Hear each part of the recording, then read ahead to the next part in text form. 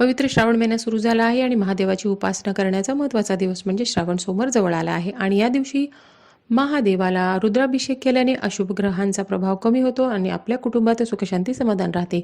तर असा हा विधी करताना मंत्र स्तोत्र म्हणत पिंडीवर रुद्राभिषेक केला जातो आणि ज्यांना हे मंत्र स्तोत्र पठण करता येत नाही त्यांनी ही संधी सोडायची नाही, कारण रुद्राभिषेक केल्याने आणि हे जे पाणी आहे ते घरात शिंपडल्याने घरातली नकारात्मक ऊर्जा नष्ट होते. त्यामुळे काहीही न करता काहीतरी केल्याचे समाधानी तुम्हाला मिळेल. म्हणून हा मंत्र तुम्ही 108 वेळा म्हणून रुद्राभिषेक विधी आपल्या घरामध्ये या श्रावणात नक्की करायचा आहे.